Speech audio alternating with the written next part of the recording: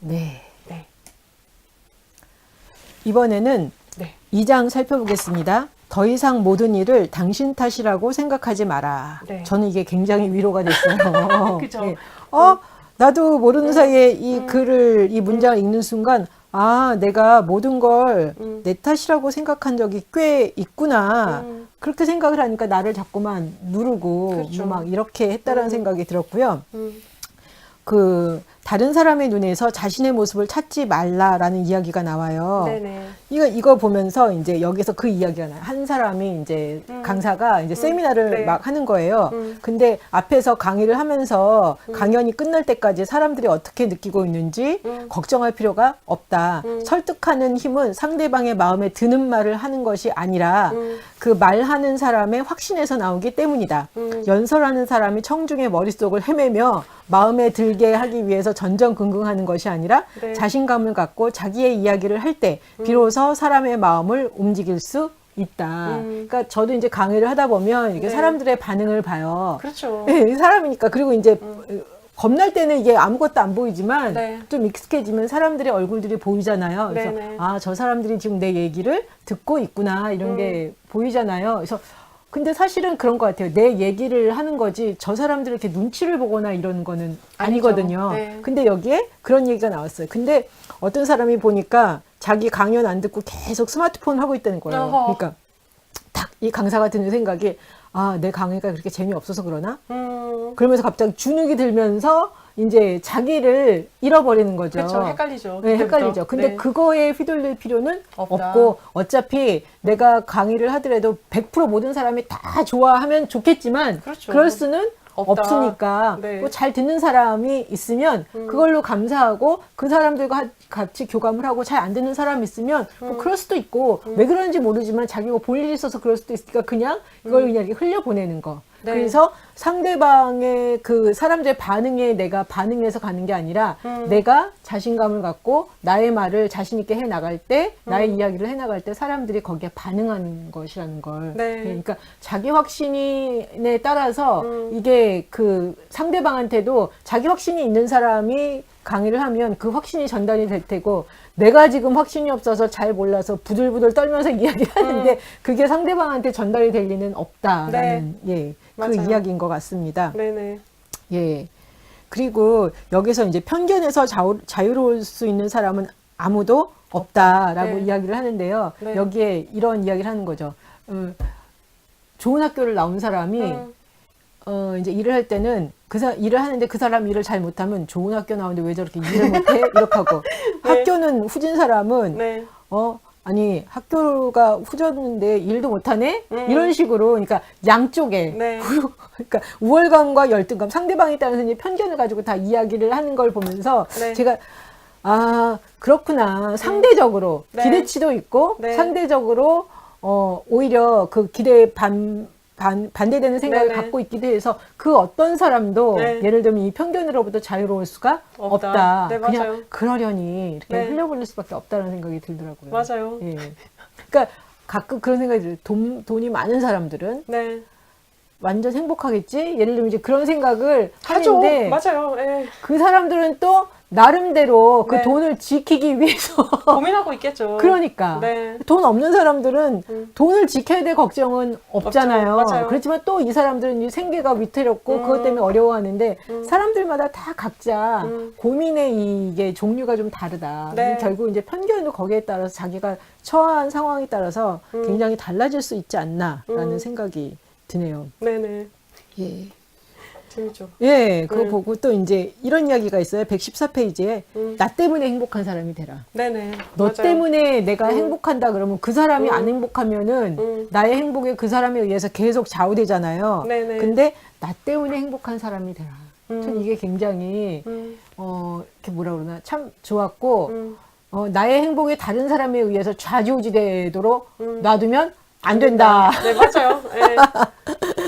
예. 그리고 또 그 이야기도 있는데요. 130페이지에 사랑이 끝난 것이지 네. 인생이 끝난 거는 아니다. 아니다. 예. 사랑은 끝날 수 있잖아요. 근데 그럼요. 옛날에는 사랑이 끝난다 그러면 인생도 끝난다라고 생각을 했는데 네. 사랑이 끝난다고 결코 인생이 끝난 거는 아니다. 아니다. 네, 사랑은 끝날 수도 있지. 네? 맞아요. 죽고 못 살아도 결혼하면 음. 또 한 1년 채 안 가서 모든 호르몬이 다 빠져요. 그래서 끝날 수가 있지라는 생각이 드네요. 맞아요. 예, 예.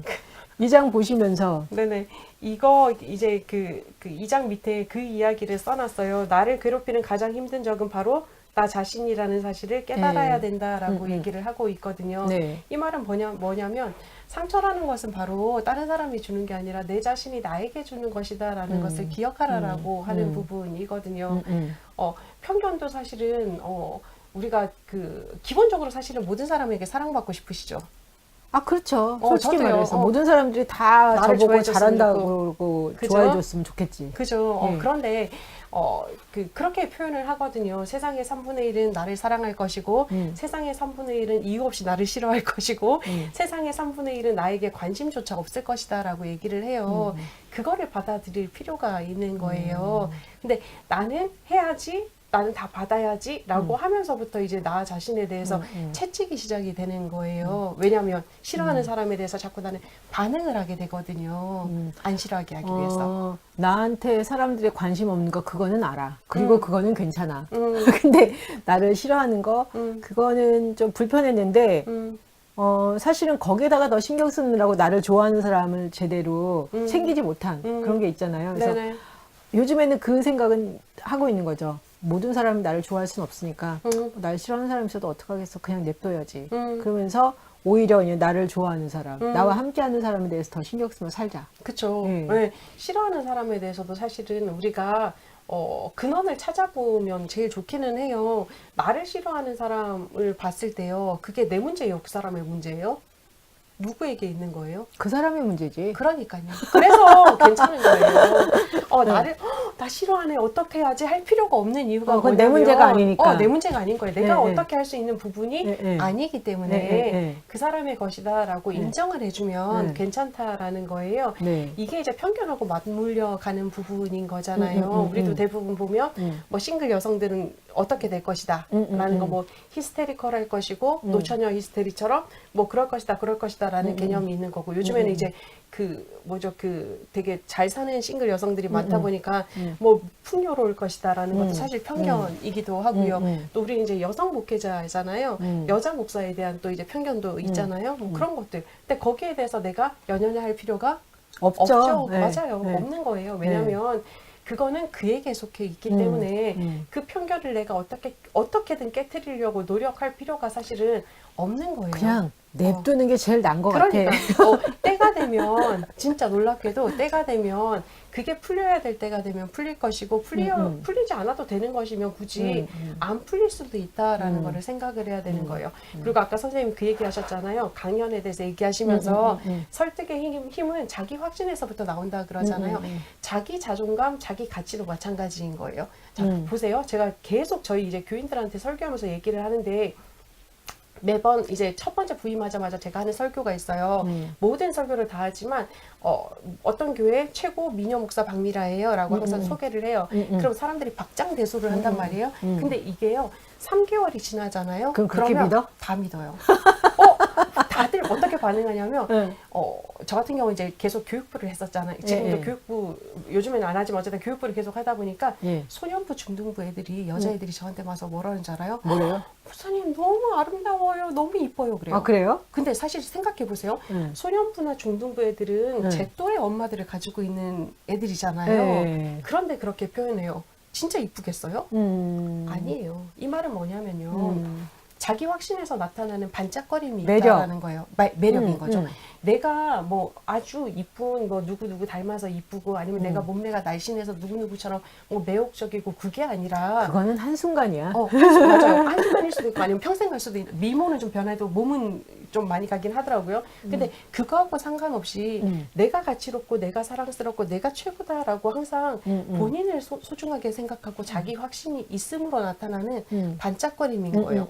저희 애들은 이제 중등부 애들, 소년부 애들은 저한테 저기 멀리서 와서 야 목사님 되게 오래간만에 만나요. 그러고 가요. 내가 연예인인 것처럼 어이없이. 근데 저 맨 처음에 놀랐어요. 얘들 왜 이러지? 뭐 매주 보는데 뭐 물론 이제 자주 만나지는 못하지만 이렇게 한번 쓱 항상 매주 훑으니까요.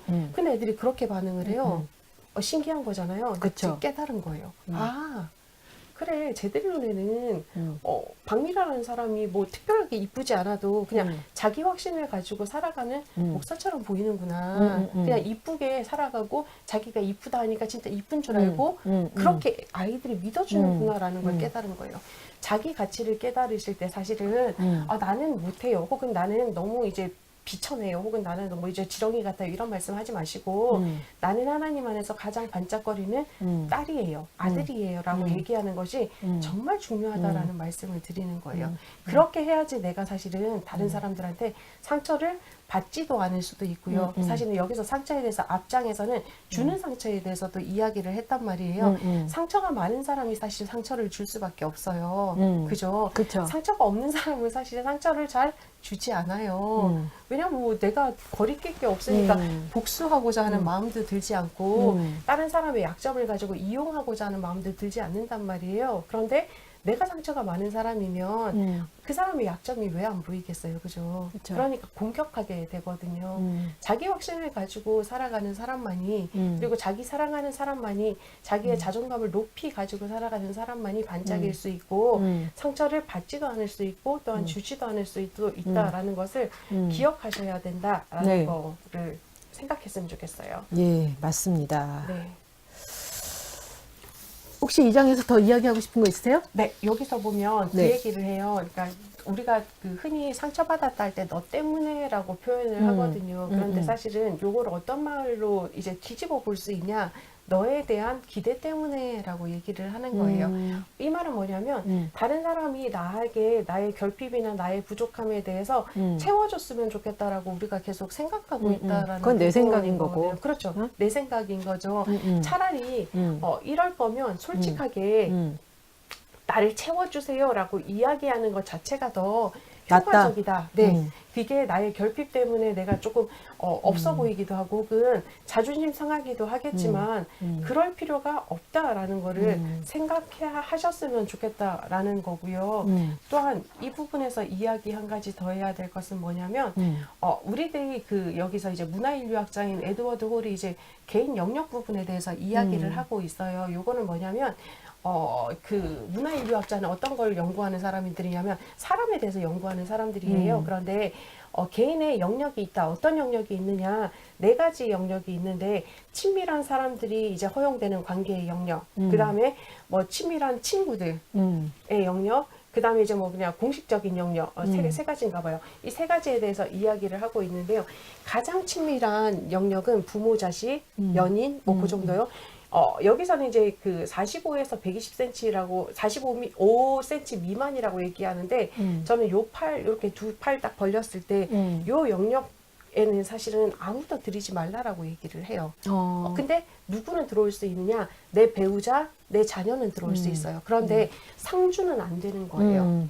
왔다 갔다 가능하다. 왜냐하면 이 영역에 대해서 들어온다라는 것은 무엇이냐면 나를 상처 줄 수 있게 만들어주는 허용이라고 생각하시면 되는 부분이에요. 나만의 그 고유 영역을 지켜라. 그렇죠. 거죠. 요 안에서 나는 이제 쉼이 필요한 부분인 거예요. 재충전이 필요한 부분이고 그리고 나서 요 영역 이제 넘어서는 조금 더 이제 얇은 영역으로 해서 이제 부부, 배우자, 그죠? 자녀, 그다음 부모의 영역이 있고요.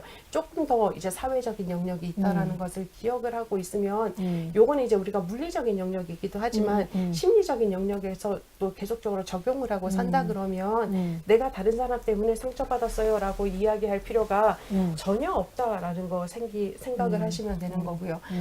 또 한 가지 생각할 거는 뭐냐면 상처는 되게 오래된 흔적을 가지고 있다라고 얘기를 해요. 무슨 말이냐면 모양은 계속 다르게 나타나거든요. 그런데 똑같은 문제가 계속 반복이 돼요. 상황만 달라질 뿐이지. 그렇기 때문에 사실은 보면 어렸을 때 상처받았을 때는 내가 감정이 요만큼만 있었는데요. 이게 크면 클수록 상처가 오래 쌓이잖아요. 발효되는 거하고 똑같은 거예요. 우리 요플레 혹시 발효된 거 보셨어요? 예. 펑 터지잖아요. 네. 많이 발효되면 마찬가지인 거예요. 상처라는 것이 요렇게 처음엔 요렇게 되다가 발효가 돼서 크면서 우리가 나이가 들면서 빵 하고 터져서 분노로 연결되는 경우가 많거든요. 많거든요.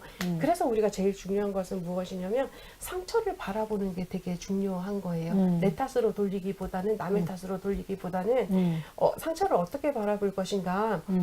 끊임없이 제가 아까 자기 대화하라고 말씀을 드렸었잖아요. 내가 왜 이것 때문에 마음이 아프고 왜 이게 나한테 어떻게 들리는지가 가장 중요한 부분인 거예요.